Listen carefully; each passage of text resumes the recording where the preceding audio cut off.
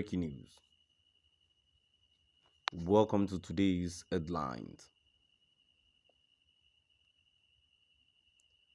Buhari misunderstood King Charles and bonds Nigeria on his way out.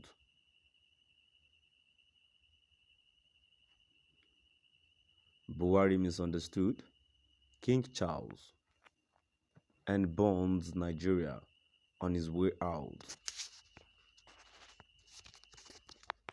To my dear listeners, from wherever you're listening from, please stay tuned as I read today's news.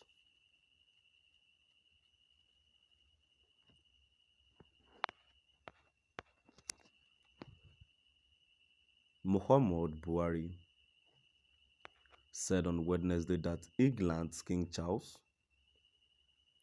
asked him if he had a home in London and that he triumphantly declared that he didn't. Buhari then embarked on his boringly familiar ceremonious self-congratulation about his modesty and frugality. Even in Nigeria, the only houses I have are those I had before I got into government, Buhari said. I am not very much interested in having assets all over the place.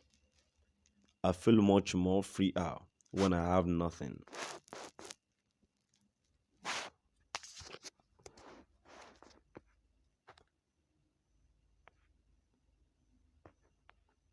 But King Charles obviously wasn't interested in Buhari's possessions or lack thereof.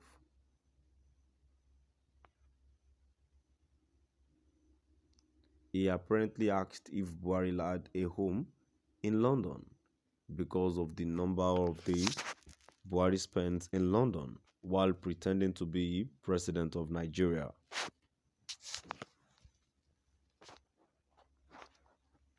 Nigerians like to tag Buhari as a medical tourist, but tourists are infrequent and temporary visitors.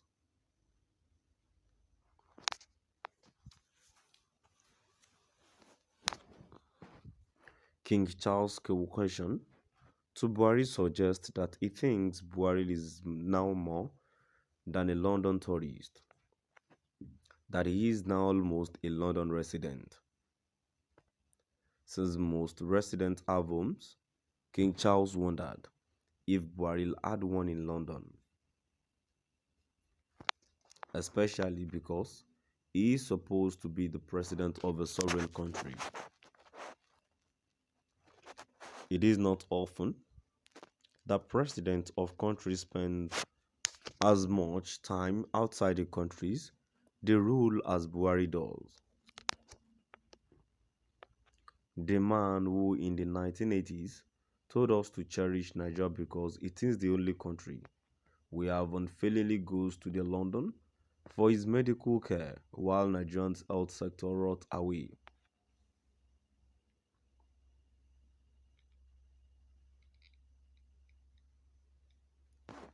As of August last year, Buhari had spent more than 200 days in London on medical trips since becoming president in 2015.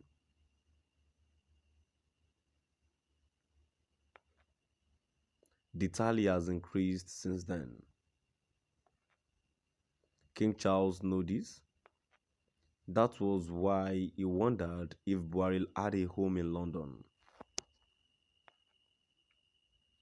In other words, King Charles was only slyly telling Buhari that London was practically his second home,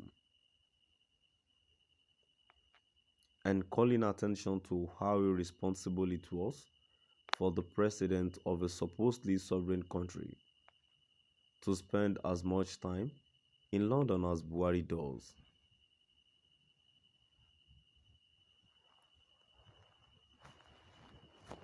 But Buhari thought it was an opportunity for his favorite shtick, self-aggrandizing, and self-righteous exhibitionism, and a sneaky dig at people who are prosperous, which his supporters used to mistake as his identification with everyday struggling folks.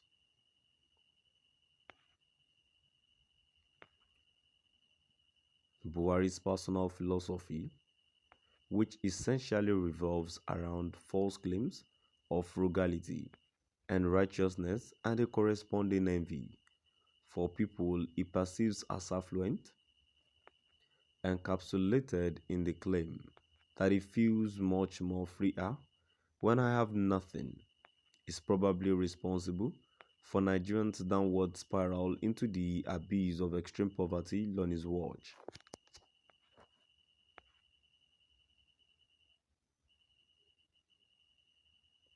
Buhari derives joy from seeing people right in abject poverty and deprivation.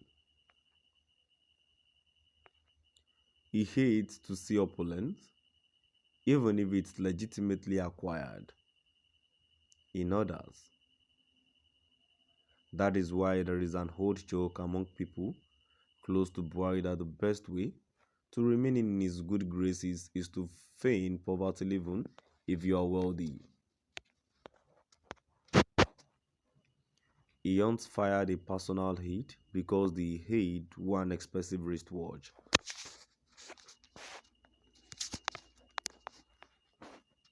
Buhari is unhinged with seeing affluence in others is almost congenital. In my January 8, 2022 column titled Buhari should give no more interviews, I talked about this. I wrote Buhari has always been like that. His nickname was a youngster in Daura was Danliti Mugu, meaning Danliti the sadist in Hausa land. People habitually say da Sauran Haiki, Buhari Yaga Mairake da iPhone. Literally, there's still more to be done. Buhari saw a sugarcane hawker with an iPhone, in other words.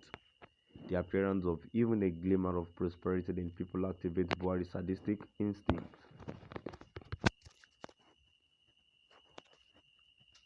To my dear listeners, now we've come to the end of our today's news. Please do drop by the comment section